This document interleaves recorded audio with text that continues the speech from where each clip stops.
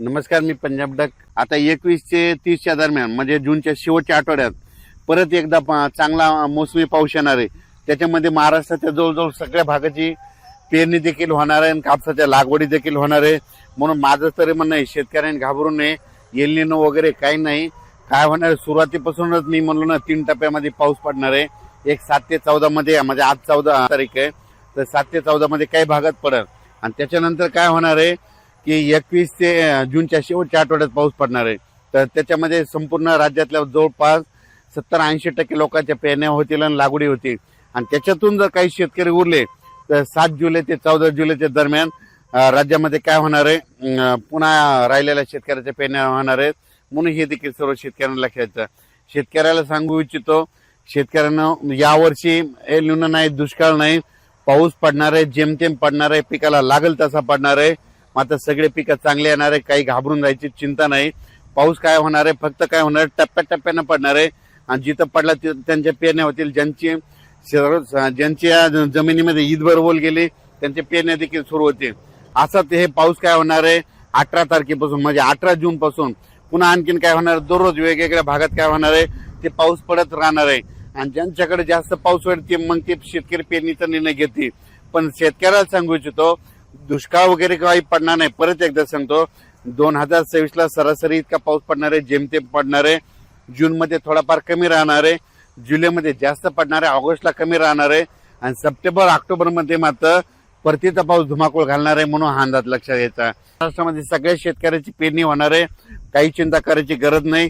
El Nino नसता, काही नसतं. तुम्हाला सांगू इच्छितो, दरवर्षी काय झालं, निसर्ग 22 दिवस पुढे सरकला, थंडी 22 दिवस पुढे सरकेली, उन्हाळा 22 दिवस पुढे सरकेला आणि पावसाळा 22 दिवस पुढे सरकेला. मग दरवर्षी पाऊस कधी येतो, 7 जूनला येतो. तर दरवर्षी हे निसर्ग 22 दिवस पाऊस उशिरा येणार. म्हणून म्हणतो दरवर्षी जूनच्या शेवटच्या आठवड्यात पेरणी होणार आहे. आणि यावर्षी देखील जूनच्या शेवटच्या आठवड्यात शेतकऱ्याची पेरणी होईल आणि सगळ्या शेतकऱ्याच्या लागवडी देखील होणार आहेत. म्हणून ही सर्वप्रथम शेतकऱ्यासाठी आनंदाची बातमी.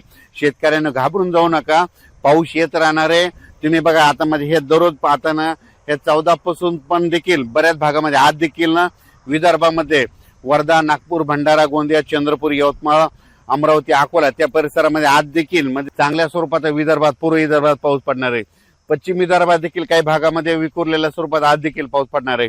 मराठवाड्यात देखील आज विखुरलेल्या स्वरूपात, सगळीकडे नाही पडणार पण भाग बदलत पावसाला सुरुवात होणार आहे. म्हणून हा अंदाज लक्षात घ्यायचा. तसाच काय होणार आहे, हे पाऊस 18 जून पासून दररोज एक दिवस वाढत वाढत असं चांगलं जाणार आहे. मग त्याच्यानंतर काय होणार आहे, 21 जून ते 29 जून संपूर्ण महाराष्ट्रामध्ये वेगवेगळ्या पाऊस पडणार आहे, सगळ्यांच्या पेरण्या होणार आहेत. म्हणून शेतकऱ्यांनी घाबरून न जाता फक्त धीर ठेवा. पाऊस येणार आहे, पाऊस पावसाचं काम करतो. म्हणून आपण देखील बरेच जण असे म्हणालेत की दुष्काळ पडेल, दुष्काळ वगैरे काही पडणार आहे. तुम्ही बघा, जूनच्या अखेर, जूनच्या आपण 1 जुलैला काय करू, परत एक अंदाज देऊ. संपूर्ण पेरण्या झालेल्या दिसतील. पण शेतकऱ्याला सांगायचं होतं, घाबरून जायचं कारण नाही. ओल जमिनीमध्ये ईदभर ओल गेल्याच्या नंतर तुम्ही तुमचा पेरणीचा निर्णय घ्या. आजच्यात एक मेसेज दिला जाईल. पण शेतकऱ्याला सांगू इच्छितो की पेरण्या 3 टप्प्यात होणार. पहिल्यापासून मी म्हणतो की 7 ते 14 मध्ये एक टप्पा राहील. त्याच्यानंतर आता जे दुसरा टप्पा आहे ते 21 जून ते 30 जूनच्या दरम्यान एक पेरणीचा टप्पा राहणार आहे. म्हणून शेतकऱ्यांना जूनच्या शेवटच्या आठवड्यात पेरणी लागणार आहे. म्हणून हे अंदाज लक्षात द्यायचा आणि आपण आपली तयारी ठेवायची.